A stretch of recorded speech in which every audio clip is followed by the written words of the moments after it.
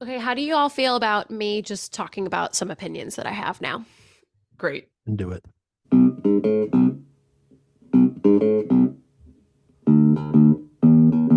Welcome to Court Captains, a volleyball podcast. Where we talk all things Pro Volleyball Federation. I'm Kelly. I'm Nikki, I'm Ian. and today we're talking A very busy week for everyone is playing.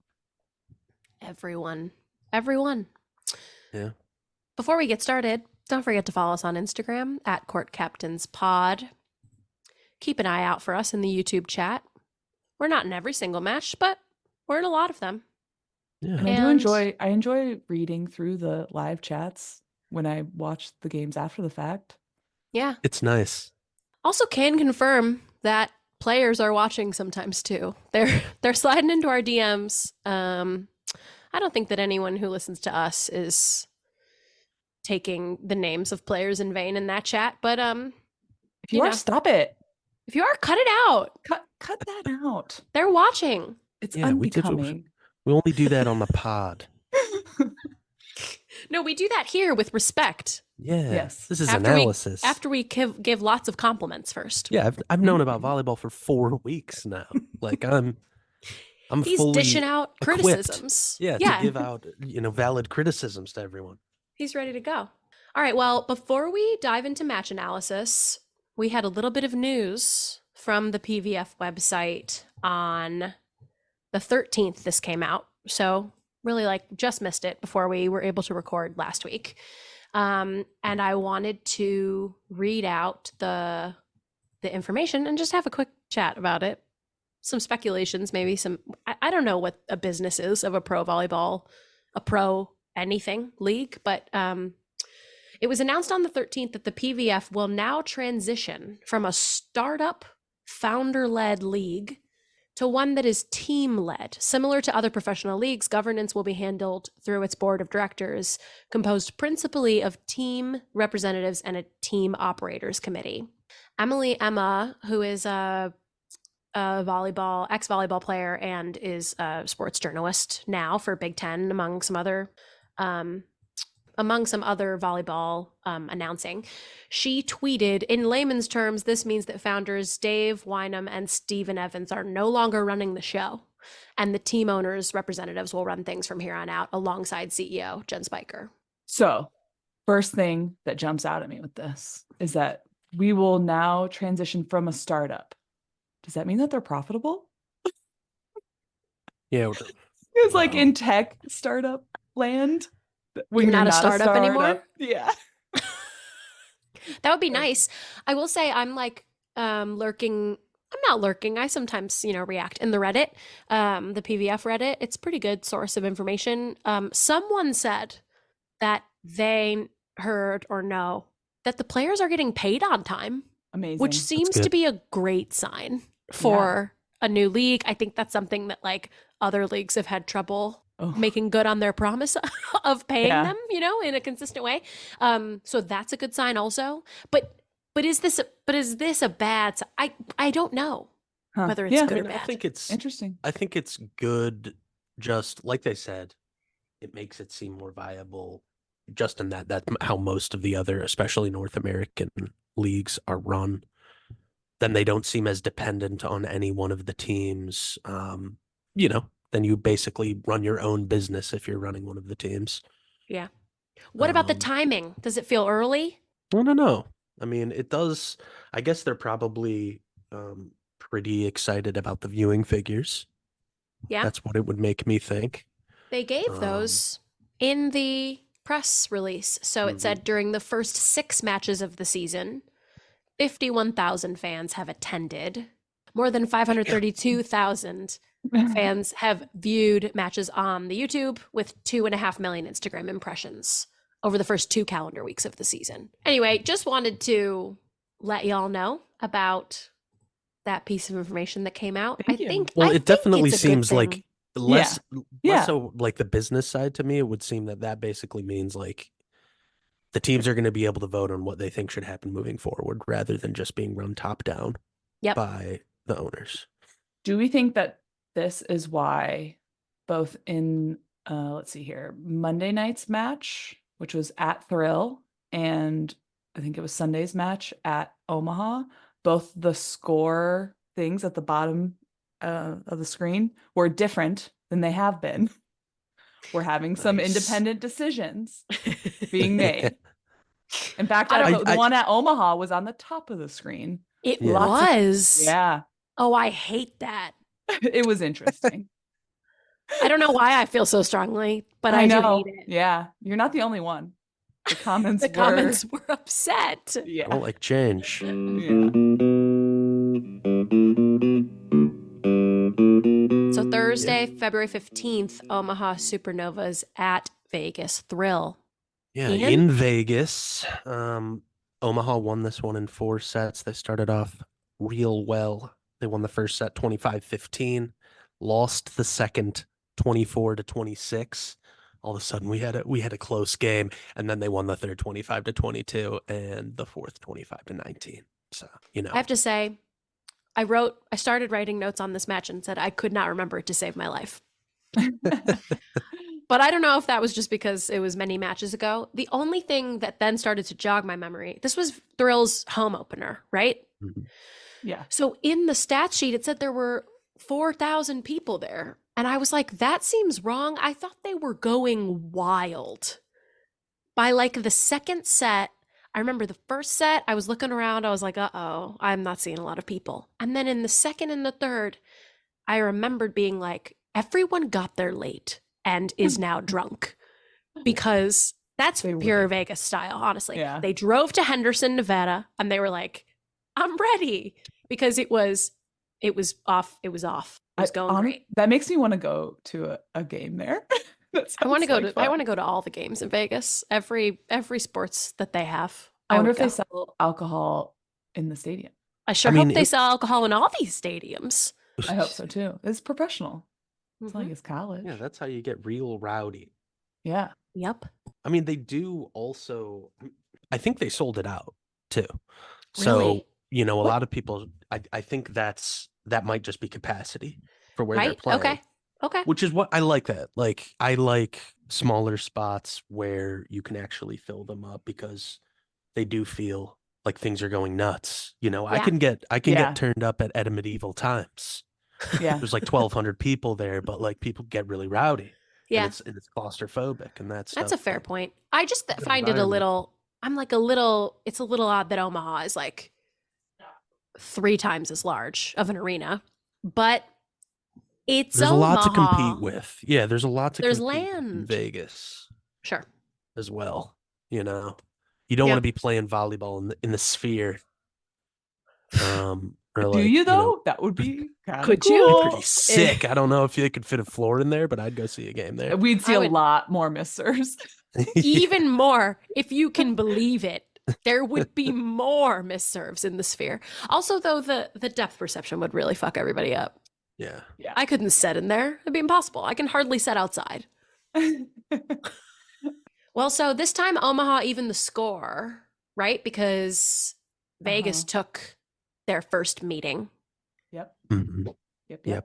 What did y'all think of the performance? It's pretty workmanlike, I thought, from Omaha. I mean, they annihilated in the first set pretty much, and then they lost the second. It was close though, and then they just kind of took care of business in the last two. They're in full groove now. Yeah, Omaha passed way better. Yeah. Mm-hmm. 56% positive, 30% perfect. Kendall White, 75% positive, 40% perfect. Yeah. Brooke great. Nunaveller also had 62-38 on that, compared to Vegas, which was 37% positive, 17% perfect. So that And kind of that- just yeah. eliminates. I thought that Omaha had a really balanced offense of kind of trying and working everybody in. Yeah. And that great passing translated to amazing hitting stats as well. Yep. From Vegas's side, I think they tried Kat Bell on the outside, maybe. Did I see that? And then they switched back to Gabby Gonzalez. Neither of them hit amazing. Saskia Hippie had 17 kills, hit 400 Yeah. on the right side. She's up for player of the week, I think. Yeah. Yeah. Yeah. Hannah Maddox also has been playing pretty well consistently. She had 16 Mhm. kills, hit 240. But 2 pins does not an offense make. No. I felt like Omaha sort of had Molly McCage in the beginning, like sort of figured her out. Yeah. She Yeah. hit 170, which is interesting. They're getting more data about each other at this point. And like Yep. I've seen on Instagram some players are doing like a get ready with me or like day in my life on match day. Oh. And they're always like watch some tape, Yeah. did a scout. And so like they're getting more information and they're making adjustments. And then it's up to the player to like adjust on the adjustment, right? But Yep. I think that's kind of interesting. We see one player have a bonkers week, and then the next week it's like, Oops. Yeah. uh-oh. Got your number. Yeah. Uh-huh. Oh, the announcers love to say. Yeah. They love to talk about who has whose number. Uh-huh. I mean, and Omaha went like they made the switch to Sydney Hilly. They did, yeah. For setter in the back half of that game, in the middle of the second set, I think. Yep. Yeah, the setter switch ups are worked for happening. them. And I can't really explain them, but I don't think it's a bad thing. It's just surprising to me. Yeah. Mhm. I mean, at the end of the day, these are all amazing setters. And it might just be, I want a different brain in there to make just different decisions. Yeah. And who's to say whether they're better decisions or worse decisions, just different. Hopefully they're like to the plan, right? Like to the offensive strategy. But at the same time, there's a lot of different styles in setting and slightly different strengths. And I feel like this whole week we saw a lot of setter switches, which worked for some teams and did not work for others. Friday the 16th was Columbus Fury at Orlando Valkyries. Mm-hmm. This is their first meeting. As we talked about last week, really nasty. They've been fun to watch. Mm-hmm. They beat Columbus in 4 sets after losing the opening set. So Columbus took the opening set 27-25. And then Orlando came back to win the second 25-22, the third 25-20, and then the fourth they just destroyed. It was 25-11. Is that the biggest deficit? I think we had a 25-10 last week. Oh, okay. Wow. I mean, It wasn't so good. Columbus stay winless. They haven't had that many shots at it though. Yeah, they're 0-2 at 0-2. this point. So I felt like, again, like the early matches, just switching everyone around. Mm-hmm. That was Columbus's vibe this time. And actually, I did like take some notes from announcers on like setting some things straight about injury reports from the first match that they played. Oh yeah. So I remember I said that Megan Courtney Lush had a baby and we didn't know if she was back from having the baby. She did 6 months ago have a baby. But she was back. She was trying to play the first match. She had food poisoning. Oh, Jesus. Let's say 6 months is actually pretty quick turnaround. It really is. So I wouldn't have blamed her. Nor would I have. I wouldn't come back in 6 months from a hamstring.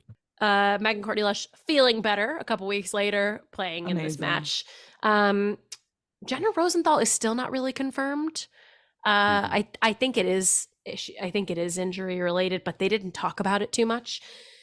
And then Asia O'Neal, they confirmed that she had an ankle surgery right before Christmas. So like after the national championship and before Christmas. And then they referenced a heart condition that Asia O'Neal has had. And I listened to an interview that she gave in the fall of this year during her final season at Texas. So I'm just going to play it back, give you that information because I find it interesting. When Asia was just starting playing, when she was 12, she had a heart surgery on her mitral valve.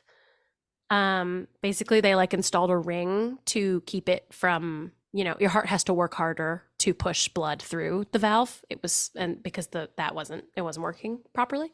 We're now a medical podcast. We're now a medical podcast. As I read from Google, and I spelled mitral wrong when I initially Googled it. But then she went over to Texas. She started her Texas career in 2018. And after her first season as a freshman, I think she was a redshirt freshman, she was like she talks about having a lot of trouble in practice, keeping up. And she like feels like she's in great shape.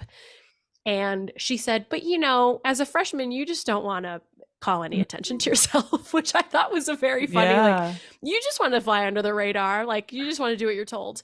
But they were wearing heart monitors, which I think is it's newer in that, like, I was never wearing a heart monitor at practice, but I think that was a part of, like, she could see that her heart was way higher on beats per minute than any teammates. And so she went back to different cardiologists, and like the first one was like, you should never play again.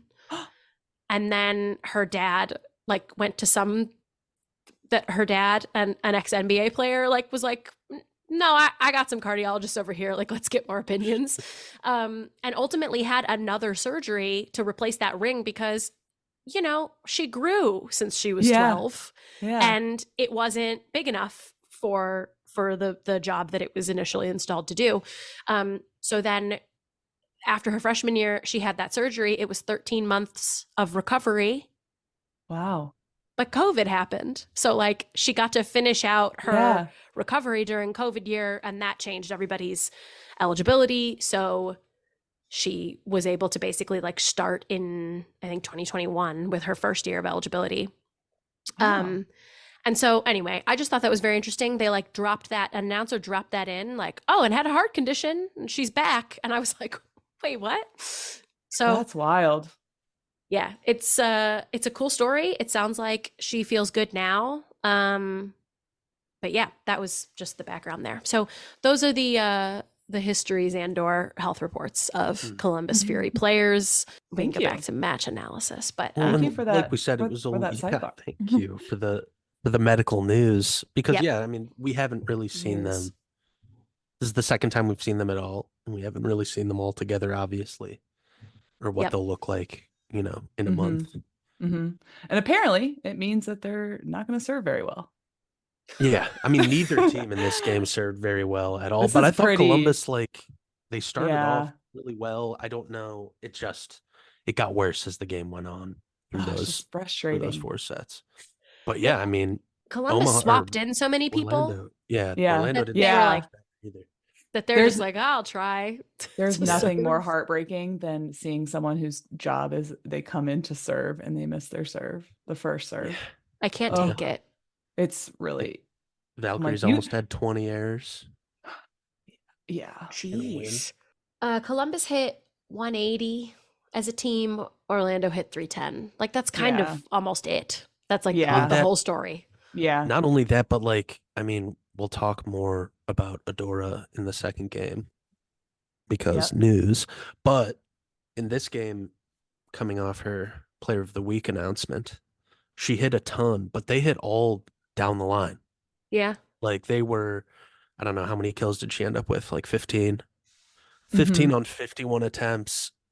But they had, Jill Gillen and Casimiri Brown both had 12 kills. Kaz hit 500. Yeah. I love Kaz. Yeah. Kaz hit 500 in this game. Jill hit amazing. Yeah. Yeah, she hit amazing. So, I mean, I guess, again, we'll talk more about why Adora didn't play in the second game. But I guess if you're the Orlando coach looking at that, there's a lot of efficient hitters on that team. And that seems like a good strength to have, is just the other team not being able to anticipate where you're going with the ball every time. Yeah. It's interesting. They did a lot of Columbus's switches were all like from a pro, like a longer term pro to like a rookie or 1 year. They did the same thing on the right side. They did the same thing on the outside. Megan Courtney Lush played 7 years pro and was at Penn State. And then they switched her for Genesia Moore, who is a rookie. They did a lot of that, like switching around, and I feel like that was probably intentional. I thought Megan Courtney was playing fine, but it doesn't. It's more to do with this mentality that I think a lot of teams in their early matches have, which is like, let's just see who rises to the task, It's still really what early. What our combos are, especially for Columbus, like we talked about. I mean, it's really early. Yep. 24 weeks.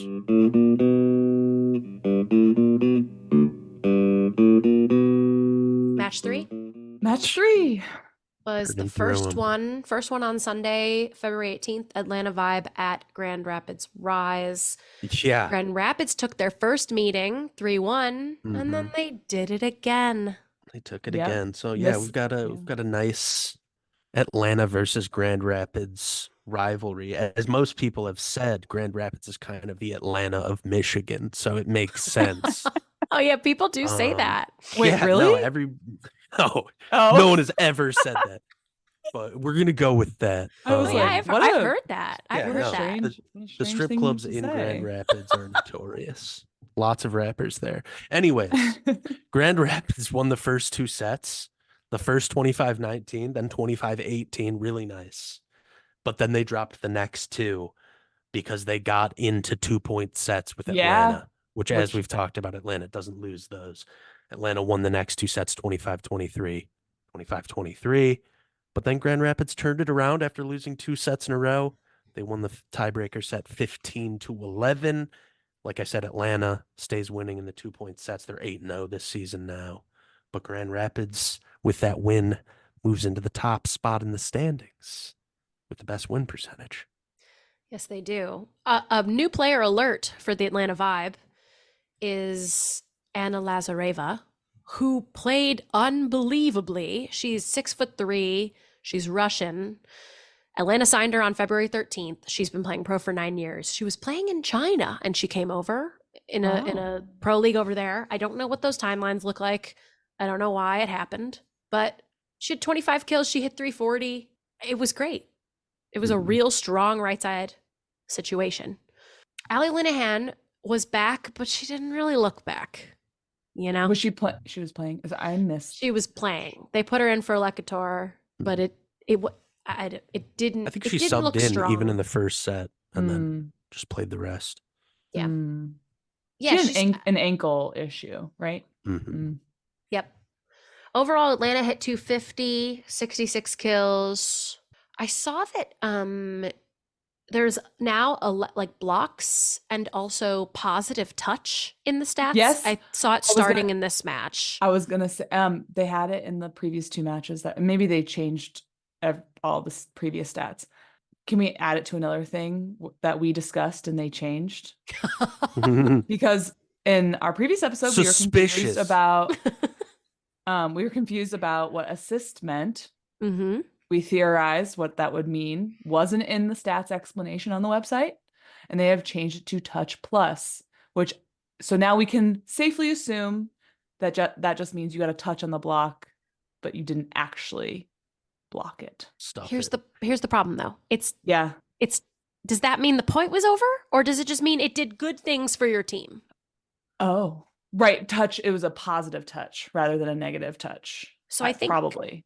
I'm still confused. Still a little off with that. Maybe if they could please add it to the descriptions. But see, like now they're not, because if they add it now, they add it to the descriptions now. Like that's and they know, and we know that they know. My statistics professor taught me like correlation does not equal causation. Yeah, well. But a pattern is emerging. Is all I'm saying. Hey, absolutely. The influence we have. Atlanta had 11 blocks and 17 touch pluses, which get out of here. TBD, what that means. Plus touches. Who doesn't want to be touch plussed, you know? Yeah. Compared to Grand Rapids had 280, just a little better, 72 kills, 12 blocks, and also 17. Yeah, I mean, stats-wise, like these games look very similar. Mm-hmm. And I always think it's very fascinating what you see the end score of a 5th set is, and like going through it was neck and neck, and then finally Grand Rapids got that boost of energy and pulled away for a 4-point difference, which is volleyball. Better serving this game than the last one, but they still both had double-digit serve errors. So yeah, oh my god, 3 aces, 10 missed serves for Atlanta, 3 aces, 11 missed serves for Grand Rapids. It's so hard to understand. I will say Need to shout out Amelia Dimitrova. She was such a spark in this game. She hit 400 and had 26 kills. Wow. That's a player of the week jump scare incoming. Oh. Mhm. I just feel those are stats. We need the right sides were, I thought all the games I watched, all the right sides were doing amazing. Yeah, Mhm. And so we need some recognition for the I opposites. agree. Thanks. So with Grand Rapids' win of this game, they are now first in the standings, which is very exciting because Vibe has been the leader this entire time. So, give someone else a try. True. I mean, so like we haven't really talked about the playoff format yet. Oh, yeah. It's a Final Four, right? They're doing Yes. the Final Four. okay. Yep. And the winner gets $1 million. The $1 trophy. million. $1 million. That's pretty good. Uh-huh. Yep. As a team, like, do they have to split it? Who's No, everyone gets $1 million. Yeah, that'd be good. I feel like it has to go like to the org now. Yeah. And they get to maybe give some bonuses out with it. Oh, you'll have a pizza party for the players. Nice. Yes. Party cut. But yeah, I mean, like that's the top three now. It seems like there's a pretty secure top three with the Vibe, the Supernovas, and the Rise. In terms of like they're on top of the standings, but they also seem really good. Yeah. It does seem like either Vegas or Orlando will take the fourth spot. Yeah. And then what? We think it's 1 plays 4, 2 plays 3, just one so. match, move to the next. It would be so cool if it was best of 3, but that would be cool. Maybe. I'd watch these it. games are as long as football games, and those are single. So They get really long. I mean, that's what's impressive to me about that Grand Rapids win too. Is like they won that fifth set. It had been like an hour and a half since they won a set. It'd been a long time to turn that around. yeah. But yeah, no, they look really good. So Grand Rapids has beat Atlanta 2 times. The only 2 losses. Only 2 losses and But Grand 66% of Grand Rapids wins. There's Rapids only one to lost play to Atlanta. Omaha, right? Yeah. Yep. So those are really shaping up to be our top 3. Mm-hmm. I mean, but it's still early. Yeah, I mean, I would think Valkyries just because they look really good, but I don't know. The next game they didn't show up too well. So Yeah.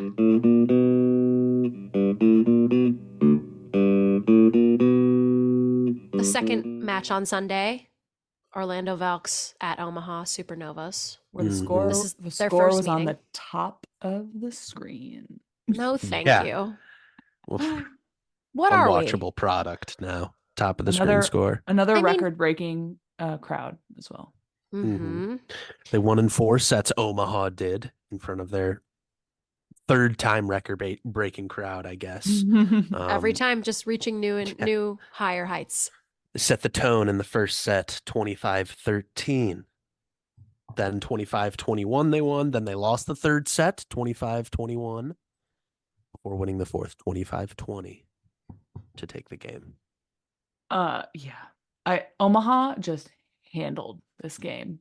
Like it was they were kind of dominated the whole time. And except for that third set, Orlando had a really long run. I think it was like a 12-point run. And that was really the only discrepancy. And like the Orlando started hitting better in the third set, and then it went back to poor performance.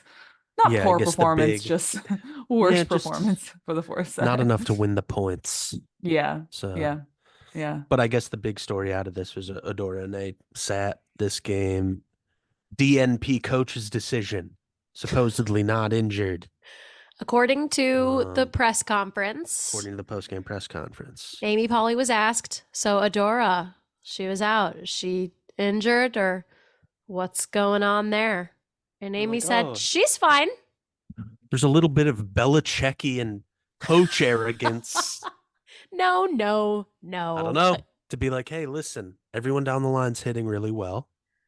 Adora, you hit 51 times. Take a seat this game. Jill's hitting almost, 400 for the season. She did not hit 400 in this game. She hit 90. She did not. Yeah. Did Did Omaha have really great blockers on the right side? Yes. I mean, Sydney Hilly is a Right. really good net And setter. Jess Landsman Mm. had a great game. Really amazing. Tori Dixon had 5 blocks too. Yeah. So they were blocking, but And I don't know, yeah. it wasn't crazy. Yeah. The middles also on Omaha were playing really well.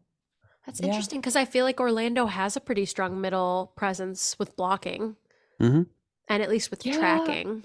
Yeah, I didn't see as many blocks. Well, I guess she had 3. I'm talking about Kaz Brown.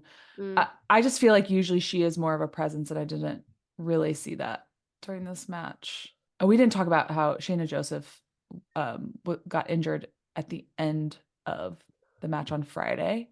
I saw Shina with a boot. boot on, right? Yep. So everyone in the chat's asking where's Shina, where's Adora? They're like good buds too off the court. You can tell. Oh yeah. Oh.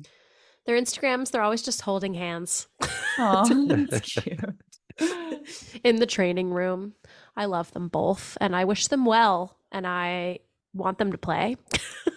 Yeah. What to say? Okay, so they were blocking Jill Gillen almost lights out sets 1, 2, and 4. And I think that was because Jill is such a presence, especially when she gets a kill, she gets so excited. I think that like really brought them down.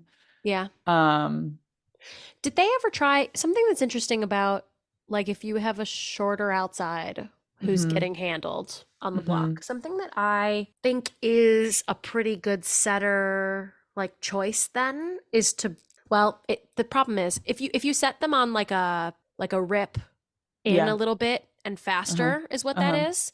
Yeah. You know, sometimes that means you're then setting her right into the right side block. Yeah. If that right side isn't sticking close with the middle. But I saw, who did I see do this really well? Maybe Vegas. None of Eller was doing it. Yes, Vegas was also. Vegas does it well, which is like you get the middle to stick with your middle. Yeah. And then that means that creates a hole between the other team's right side blocker and middle blocker for your outside to come in and run something fast. And that really only works if you've established your middles first and if that middle believes that they need to stick with their middle on the other side. But it's kind of like one of the only ways to get your outside a chance to see something different on their block. If that's like happening over and over again. And but it requires other things to be working really well. Yeah. And I can't remember. I don't know if she's in the front row with the setter majority of the time. And I think that makes a difference if you want to run the rip set. They were trying to push her faster, Jill, but sometimes it doesn't work out. It sounds like things were just off. Yeah. In the house of Orlando, the team owned by global music sensation Jason Derulo, you know? Just the attacking number. Like that was the only difference. It wasn't, Omaha didn't destroy them on the serve. We were talking about Omaha being really good serving earlier. Wasn't really the case in this game. I mean, they were good, but they weren't a ton better. Another big topic from this match in the chat was the Valkyries jerseys. They are blue and they have what looks like to be like armor on the shoulders and on the ends of the sleeves. So it's like they're Valkyries. And I think it's kind of cool. Everyone hated them. What? Yeah. But I liked it. It's like you're wearing a costume. Yeah, we were talking about medieval times earlier. That's sweet. Yeah. Dress them up. It sounds pretty cool. I feel like I've seen photos and videos of them in it, but now that's a cursed jersey because they just didn't play well in those. Because the coach didn't put in one of their best hitters and passers. We don't know. Maybe she was going through something. You're right. She did warm up. It really doesn't seem like she was hurt, but it's hard to tell. And now Omaha stoke the fires. And now Omaha's on a 3-match win streak. Yeah. They be hot. I mean, I don't know if it was just like from watching it, they were blocking really well too. If that's also what led to some of the kill errors that Orlando had. Just going away from them because I don't know, like that's the other thing from Omaha. They had 5 errors on the attack to 13. Wow. Mm. Yeah. They just were That's- efficient in that.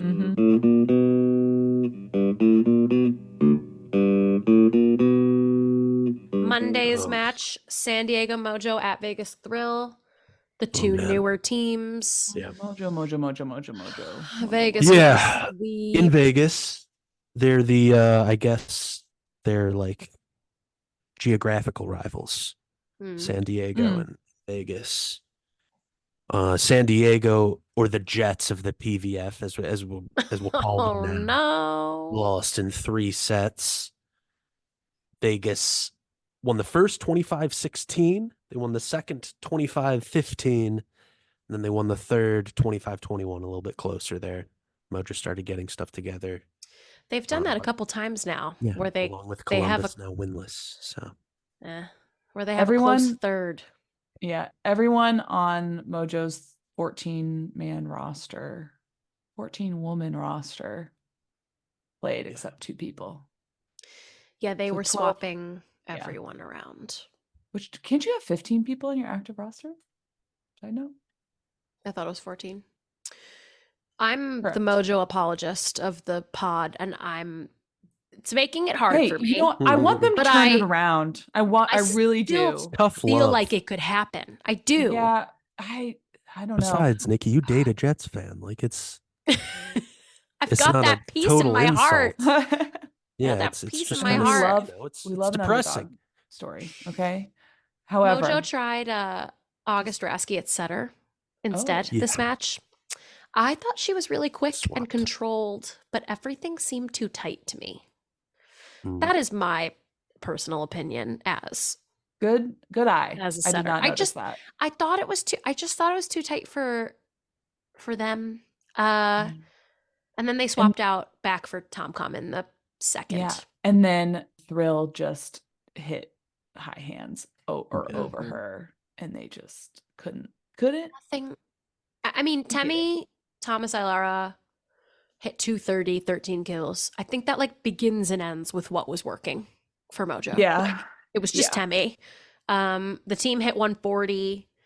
They passed 49% positive and 9% perfect. I don't think we've seen a single digit percent perfect this whole week. So that was a Yeah. problem. That wasn't Mhm. ideal. But Mhm. on the other side of that coin, for both of these teams, they only combined for 11 service errors. Oh, because the match was so Wow. short. It was only 3 Oh. sets, but we'll take that. And I'm pretty We'll sure take it. at least maybe I can't remember which set ended on a service error, and you hate to see that too. Yeah. Do Vegas really was they had 4. They had 4. They won the game. 4 misses. Yeah. It's good. Good job. Vegas hit 330, 45 kills, 45% positive, serve, receive, 15 perfect. They had 9 blocks and 19 positive block touches compared to Mojo's 7 blocks, 13 positive. So blocking was a little unbalanced too, just in like being present. Yeah. Thrill's Mhm. middles were so much fun to watch. Molly They really- McCage, she went Berkeley off. Oblad, Mhm. and one other played. Oh, I think it's Lane Van Buskirk, possibly. Yep. Oh, all Molly of them. hit 640, 7 kills Damn. only, but again, short Yeah. match. Yeah. I thought these were shorter rallies too, Mm-hmm. which was a little sad. Only 100 hitting attempts per team in these matches. It is a shorter match overall, but the other matches we're seeing are like almost double that in terms of the team's number of hitting attempts. So like it's also just like very quick rallies. Like the point was over so fast. It was a very fast match. I was sad about it. Okay, we're holding out hope. Yeah, and almost everyone was in there. They're just so obviously not sure what their perfect combination is. And it's a little bit Columbus vibes. Yeah. I don't know. Well, and it feels to They're me gonna too figure it out. like Kelly, you were saying the Vegas middles, how good they were. That also seems like serving wise, if you've got those middles, you're just kind of like, they had one ace. Don't really have to try as hard. to ace them. If you're just like, hey, we can just rely on our middles to block the shit out of everything. So.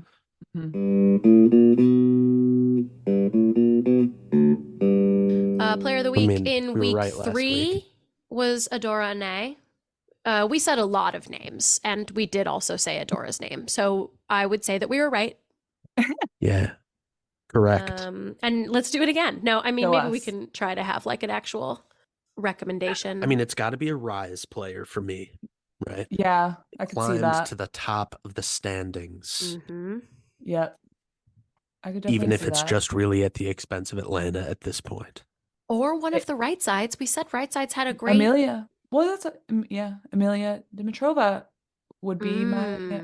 I did not watch that match, but I agree that it's probably a Rise player, and if I'm going purely off of stats and my conviction that it needs to be a right side, Amelia.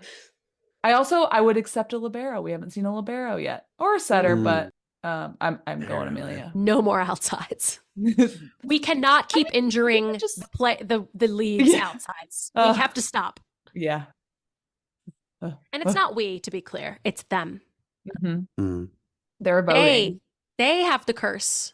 Yeah. We're just watching on the sidelines. We're just lowly podcasters.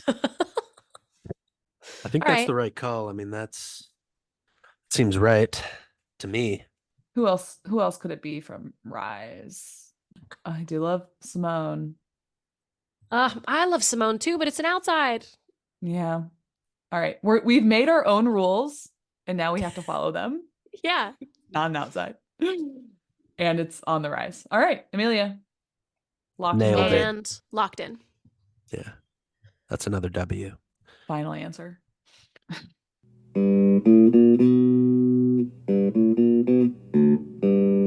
Okay, how do you all feel about me just talking about some opinions that I have now? Great. Do it. The first opinion that I have is, well, that the announcers, this is, I think, a commonly held opinion, that the announcers are doing the most and also the least. I gotta say, big fan of the Omaha announcers. There have been good ones. There have been good color commentary. I'm not here to like really rip the announcers, but now I'm going to list for you a few things that I've heard the announcers call the middle of the court. Okay. Oh, yes, this is good. You know, we talk about how in perimeter defense, or even like the international level of sort of perimeter defense where middle comes up a little bit, there is obviously like a pretty big hole in the middle of the court where the ball can fall in front of a bunch of people. And that is like an offensive tactic. If you can, if as a defender, you're trying to move so that you're seeing the hitter's hand from around the blocker so that you can see if they're switching to a tip and you can run in to cover that middle of the court. But people have been calling it all kinds of things. I heard one announcer like quiz the other one on this. Oh, and nice. The answer was not one that I understood. Bagel. Oh. Bagel. Never heard of it. Sure. I was going to say bagel just because we were talking about hole. Hole. It makes sense. And bagel is like a tennis term that I recently learned. I've never heard about it in the volleyball. It means if you swept the other team in a set of tennis, it's 6-0. You bageled them. Oh. Which I like, but I have not heard about it in the volleyball context. So wait, so so I'm a coach and I say the bagel is open for you to tip. That's right. Okay. Continue. The bagel. That's fucking weird. I don't like it. Continue. Right. Second one, donut. Okay, I mean, I've heard that. Yeah. You know, just a sweet bagel. Right. I think, now we have a logical, we've got our logical conclusion. If you're going to have a bagel, you're going to have donuts. Another one that I heard, honey pot. Oh boy. Yeah, I've heard that too. You've heard it? I hate it. Cookie jar great. is the cookie I feel like jar. I gotta say, honey pot feels like just a general sexual term. It's a spy term. Yes, But I don't know. I feel like I've heard it in other sports, like basketball or something. No? I don't know. I've heard it I don't- in I only hear songs. it in spy movies. Spy movies? Yeah, the honeypot is a spy move where like you just like you get a hot spy to bang the person and then blackmail them into Oh, banging. That's sure. the Yeah, yeah, honeypot yeah. scheme, Yeah. That I'm which trying to seems weird. apply that to the center of the court. Honeypot connotation, like for me, would be like defensively, you make it look like the hole's open, but The you're really hole. covering it. Yeah, the donut hole. Uh, That's what I'm calling the butt. The You know butt what of the court is open, but you're really covering it. You're psyching them out. yeah. Yeah. Honeypotting them. All right. Well, and then the last one that I heard is campfire. Yeah. Campfire. So But do you just call it middle? Well, it's like everyone's huddled around it, warming their Yeah. hands. So I've never Not heard getting the ball. like the location called a campfire. I've heard campfire is the scenario where a ball drops between two players and you're both stuck looking at each other like, oops. Mm.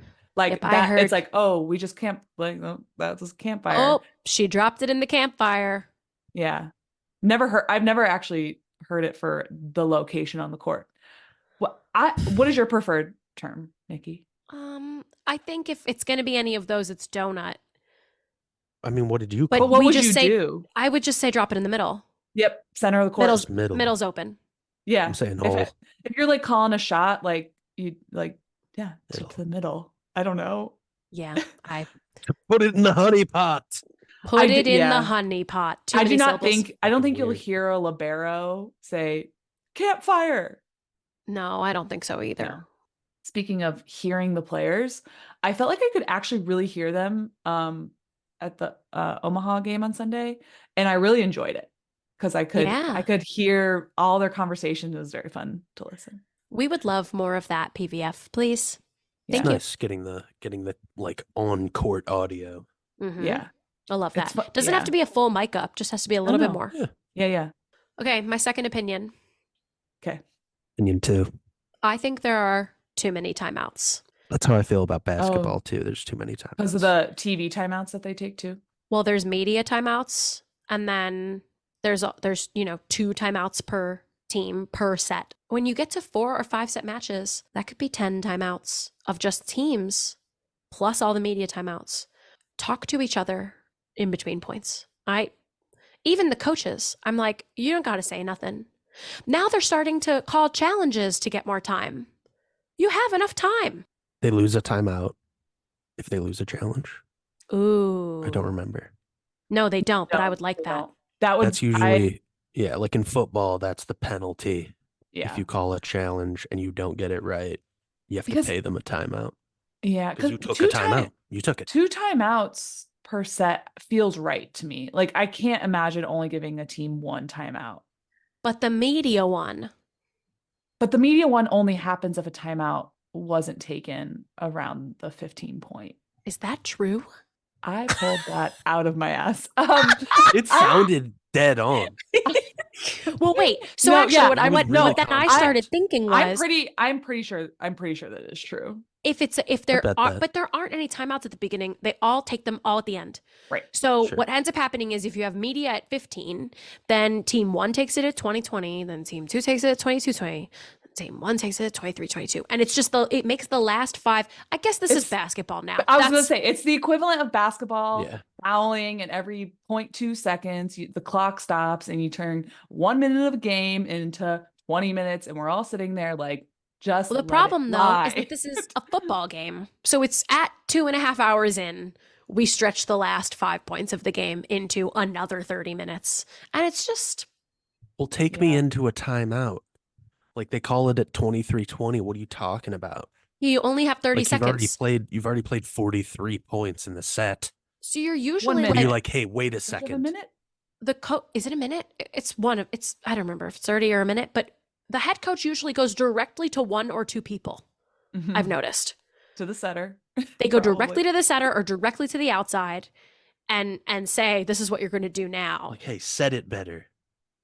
And it's like, You what better set what it. are you drawing up something crazy right now? Yeah. Like, I think or are you just telling them to go to one very specific spot?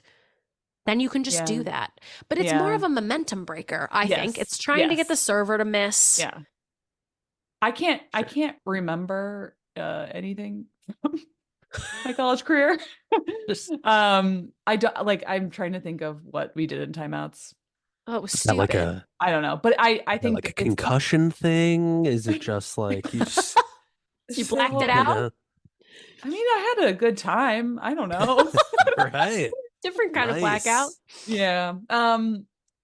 But I think it's just kill the momentum and hopefully freeze the Mhm. server out. Yeah, I'm just Good. tired, I guess. Yeah, the games are really long. We all have another full-time job now, and it's I watching was these volleyball games. I was watching them at 1.5 speed today. Oh, wow. Recommend. Maybe I'll go to 1.5 speed when it's 2020 and I know that they're going to Yeah. be. I mean, I obviously skip past all the commercials Ads. and things, Yeah. but Mhm. But sometimes you like want to watch the challenges. I don't yeah. Yeah. interesting. I like to just sometimes in those breaks listen to it. Sometimes the commentators are talking about the game Mhm. that was actually happening, and that's good to hear. Sometimes Every they're now and not. then. Yeah, sometimes they're not talking Mhm. about that. They're talking about donuts and holes, friggin' whatever, campfires. Okay, I have a third opinion. And I think this might be like a part 1, and I'm going to get some more information and add to it for part 2, but I heard this started with the announcers talking about Columbus, Fury, Libero, Valeria Leon. And they were like, hey, this Libero right here, she's a lawyer right now. Sick. She's working yeah. remote from Columbus Hell and yeah. playing professional volleyball. She's working remote. And my opinion is that this is a very complex thing. But bragging about how your women's athletes also have other full-time jobs is not the flex that you think it is. Yeah. I do Like- understand from her perspective being like, that's great, I'll play volleyball, but like I make I as did much this money other as a thing. lawyer. Uh-huh. Yeah. And for these keep that particular job. women, I think that it's a little different. You have no idea what this league is. You're not Yeah. getting paid any actual money to How sustainable it might sustain be beyond this you. year. You picked Mhm. another career path, perhaps. You know, some people have been Mhm. playing pro abroad at all these different teams. But there are some people who are like, yep, this was never an option Mhm. that felt real. And so I started this other career. And then what I noticed was that Columbus posted, they're doing this like countdown to the first home opener. And the reason number 2 is that our players are more than athletes. And that's a pretty good way to frame it, I guess. But then they go in and they say Valeria is a lawyer. Side hustle as a lawyer. She sets her Ashley- own hours. Millennial life. She's a boss. Ashley Wenz is in marketing. Jenna Rosenthal is a civil fucking engineer. Hell yeah. I'm just like, That yeah. seems to be, like that's like the closer to the life of an Olympian. I would Right. lose my mind, I gotta say.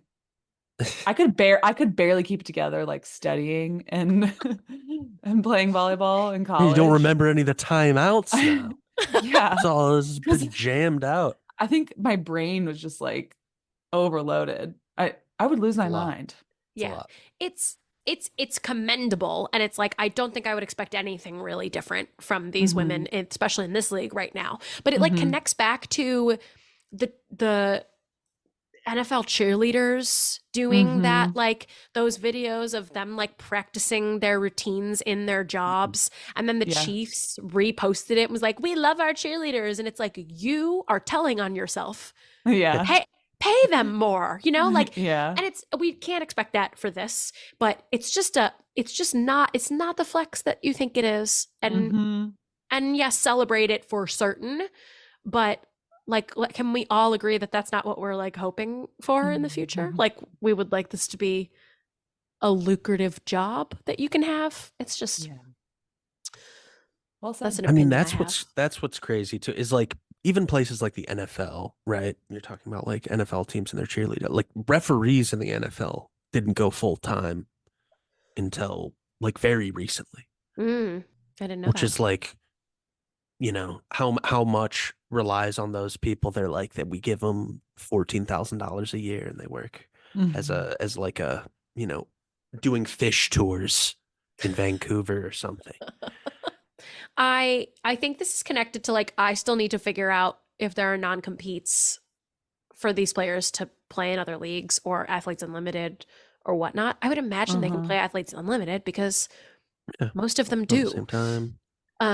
And they're not the same time. So I think I still want to know like what are these players doing Mhm.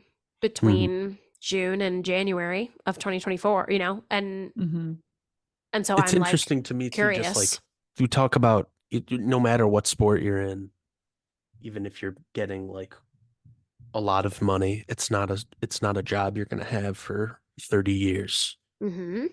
right? There's a very distinct shelf life for that career path. So I do, I also think that like it's cool to be able to have a life after that. You would hope that it's after, not at the same time, but after that, that's not necessarily connected to the sport if you don't want to be. Yeah, that's a good point. Without Because so having to be like a many, car salesman or whatever that a yeah, lot of like football players become. and so many. I mean, it's really tough because then this like goes into this whole subject of like NFL and NBA and MLB players who do make enough money that they just like can retire in their Yeah, 30s and become an live on that for the investor. rest of their lives, right? Yeah. As opposed to like those players who just made it up and can maybe Mhm. just manage to live on Mhm. that salary, or they're on the cusp and they're needing another source of income when they Yeah. retire. Like, how do And we like those set these sports, players up for success? they also have good unions, which Mm, obviously, helps them. Because like still the NFL is, I think the average career length is like 3 years because the vast majority of people we know, like they're the upper echelon. There are all these other players that are getting cut or yep. tearing their knee up or whatever. And Mm-hmm. and that obviously is not going to be in place in this league, um, in the way that it is in places like baseball and football, having like a really strong union that'll fight for lifetime health care for you, Yep. Mhm. things like that. So Oh, yeah, we I haven't mean, even talked about healthcare. yeah, yeah. So I totally get like if you're a lawyer being like, yeah, no, I'll come play volleyball for you, and but like I'm not quitting my lawyer job. So like Mm-hmm. we're gonna have to figure something out because like this season's 24 games long, and you know can't leave that behind altogether. Yeah. I got hours to bill, bitch. Yeah. But it does seem cool just being like, yeah, there's an opportunity for you to play volleyball where there just, you know, Mhm. wasn't Mm-hmm. in a place Mhm. where you could keep that job that you had before. So it's Yeah. cool. It is cool. Way to give a positive sheen to my It is initial cool. my initial It's skepticism. cool.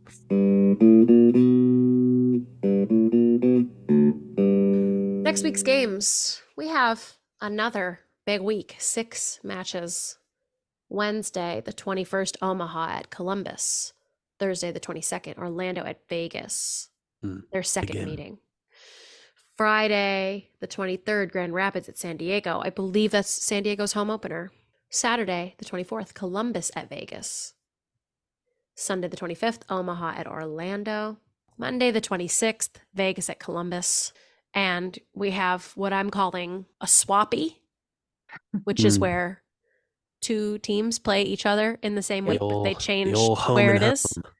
The old Yeah. swappy. That's what I'm calling it. Oh. So that's Columbus and Vegas at each Cool. other's homes.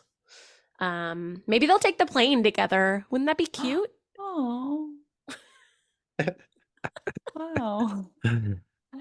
It's a Saturday and then a Monday. So like It's a quick turnaround. I bet they are on the plane together. Yeah. Anyway, and next week Atlanta is off. They can think about what they've done, dropping to Mm. second. But they stay 8-0 in 2-point sets for another week because Mm-hmm. they won't be playing any sets. They I keep don't know, that the Orlando record. Vegas game, the Omaha Orlando rematch, Mm-hmm. Columbus Vegas game. There's a lot of good ones. Thanks for listening to Court Captains, a volleyball podcast. Please give us some stars on Spotify and Apple Podcasts if you like what you're hearing. Support small podcasts. Follow us on Instagram, Court Captains Pod, and email us your questions or comments at courtcaptainspod@gmail.com. Don't forget Nice. to be the captain of your own court. Yeah. Bye. Bye. Have a good week.